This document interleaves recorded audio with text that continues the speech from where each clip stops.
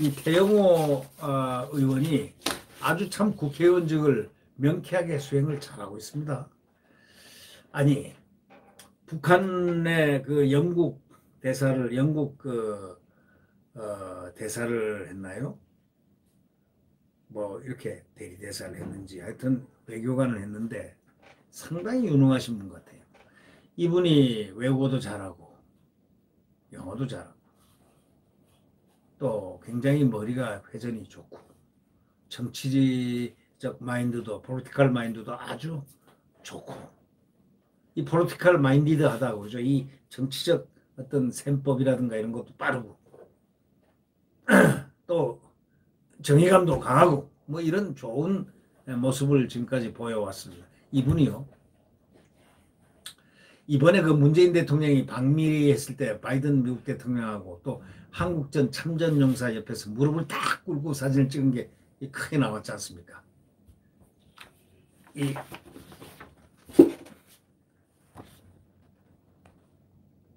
무릎을 쫙 꿇고 있지 않습니까?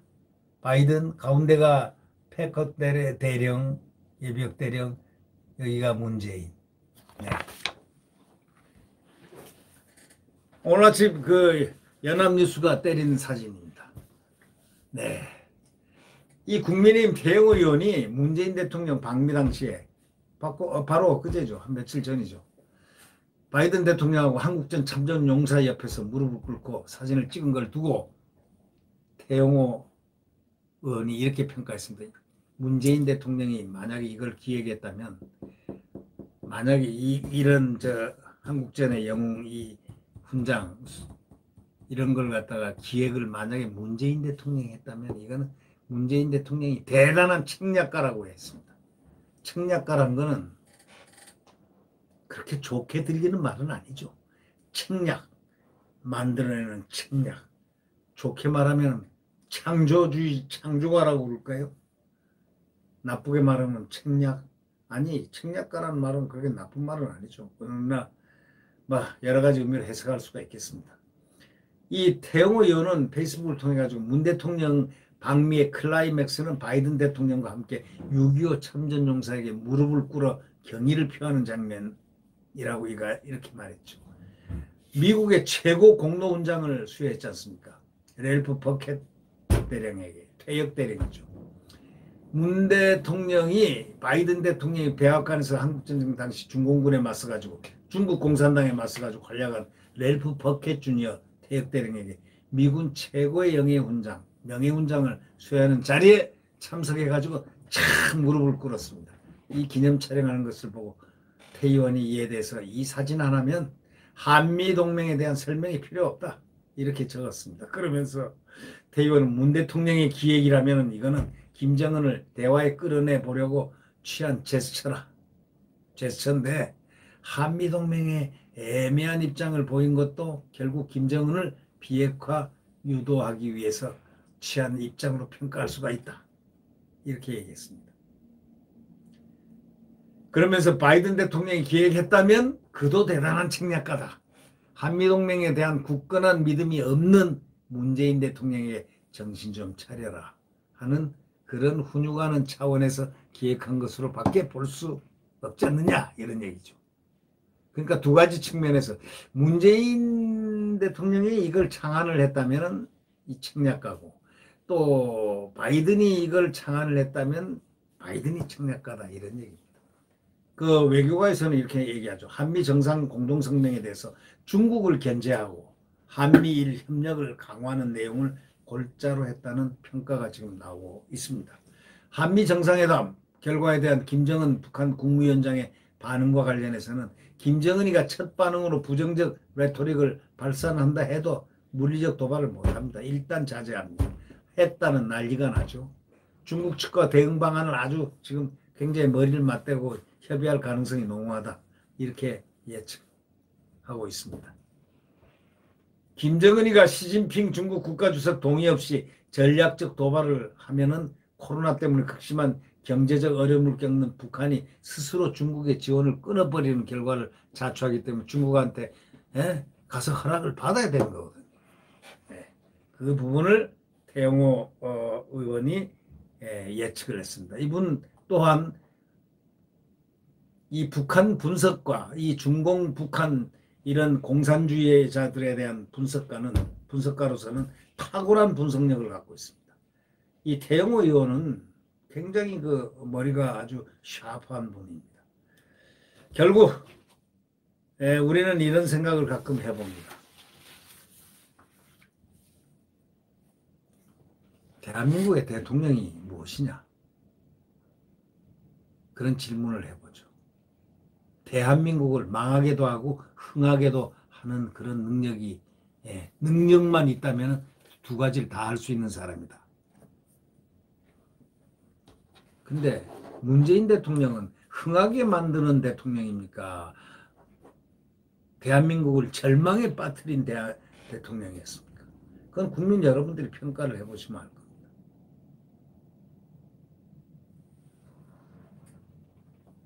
저는 가끔 생각하죠. 문재인 대통령은 대한민국 헌법에 절망을 가져다 줬다고.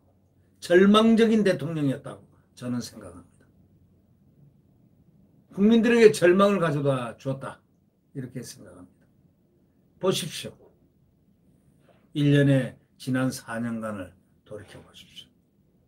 그래서 정권 교체를 해야 된다는 이러한 얘기가 나오는 겁니다.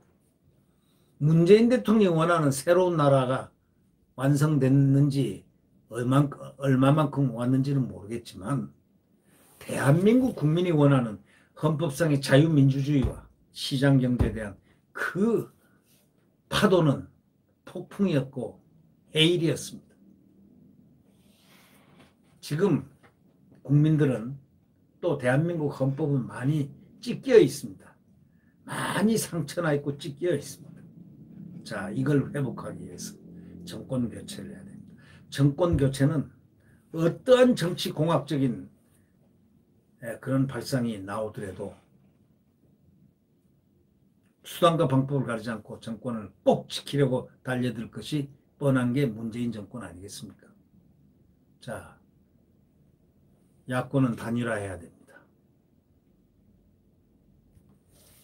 야권은 단일화해서 꼭 정권 교체를 해야 됩니다. 단일화하지 못하면 교체가 불가능합니다. 지금 국민의힘에서 벌어지고 있는 이준석을 필두로 해서 젊은 바람을 변화해라는 그런 명분을 둬서 이런 바람 시극히 위험합니다. 지금. 왜? 언론에 다 났지 않습니까?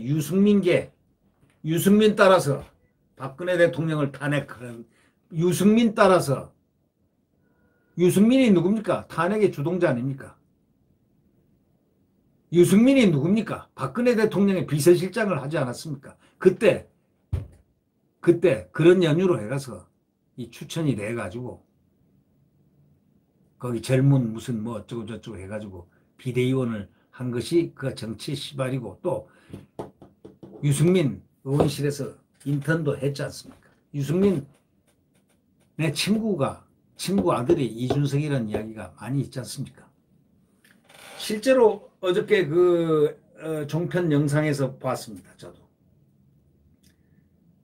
자, 유승민이가 턱 하고 이 당을 자기가 20여 년간 몸담았던 당을 발길로 차고 대통령을 탄핵을 시켜놓고 떠났지 않습니까?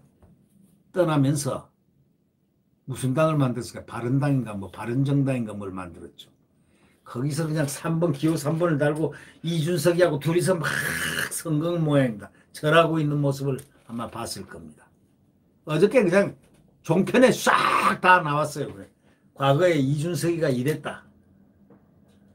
그 다음에 바른정당 갔다가 바른미래당 갔다가 또 뭐 갔다가 이번에 또 그 당에 갔을 때는 이 국민의힘을 향해서 얼마나 비판을 했습니까? 이 자들이. 근데 나중에 지금은 같은 당으로 또 복당을 했습니다. 그래놓고 자기들은 복당해놓고 홍준표는 복당 못하게 합니다. 김종인이하고 전부 다 한 괴입니다. 작년에 여러분 잘 아시겠지만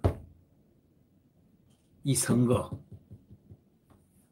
공천위원회 김형호, 김세연, 김세연은 누구냐? 바로 유승민계입니다. 이렇게 계파가 이 국민의힘으로 들어와서 이런 식으로 분란을 하면은 결국 앞으로 플랫폼 정당이 못 된다. 국민의힘이. 국민의힘 큰일 났다. 저는 그런 생각을 하고 있습니다. 이준석이가 만약에 군중심리로 만약에 이것이 된다면, 당대표가 된다면 그 당은 깨어진다. 깨질 수밖에 없어요. 플랫폼 정당이 안 된다. 왜? 유승민을 위한 소위 유승민의 스케줄에 딱 맞춰진 정당이 되지 않겠느냐. 그건 뭐 이미 다 나경원 의원도 딱 갈파를 했더군요. 많은 사람들이 그렇게 갈파합니다. 중요한 것은 제가 중요시하는 거는 뭐 이 나경원이고 누구가 이준석이고 뭐 유승민이고 이런 게 중요한 게 아니고 유승민 정당이 돼서는 안 된다는 얘기입니다. 탄핵을 시켜가지고 오늘날의 이 고통을 가져온 주동자 유승민에 의해서 조종되는 정당이 만약에 되어진다면 이거는 곤란한 정당이다. 그렇지 않기를 바라는 거죠. 플랫폼 정당이 되려면은 깨끗한 객관적인 사람이 관리를 해야 됩니다. 유승민과 관련이 없는 사람. 만약에 유승민이 된다면 이 사람은 그 주동자라는 거, 탄핵 주동자라는 건 이미 다 대한민국 국민이 다 알고 있는데 그런 칼라가 그 어두운 그림자가 진다면 이 당은 플랫폼 정당이 될 수 없다. 여기에 누가 들어와요? 들어올 사람이 없죠. 그러나 대한민국 외곽에는 지금 정당들이 좋은 정당들이 많습니다. 조그만 미니 정당이라도 사람 국회의원 또 사람이 들어감에 따라서 갑자기 팽대해질 수 있고 커질 수 있는 거고 이 당은 바로 조그만 당으로 전락할 수도 있다. 바로 그런 점들입니다. 이 위험성을 잘 알아야 되고 이 당을 거시적으로 그래서 당대표를 잘 뽑아야 될 것이다. 이런 느낌을 갖고 있습니다.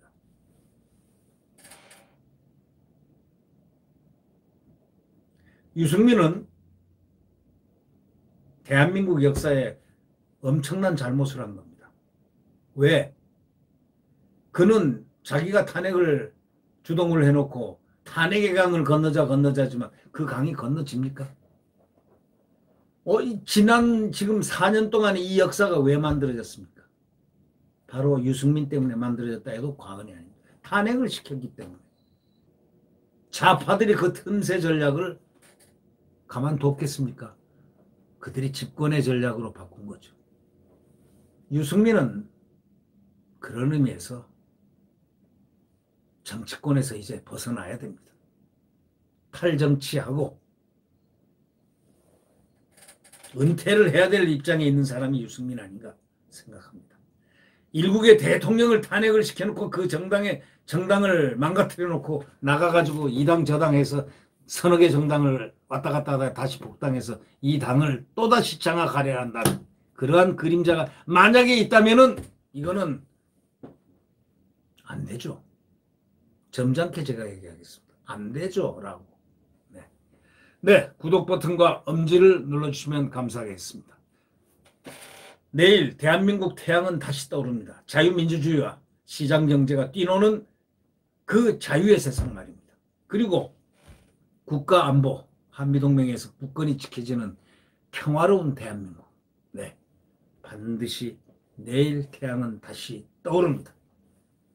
네, 여러분 오늘도 평안히 지나시기 바랍니다. 안녕히 계십시오.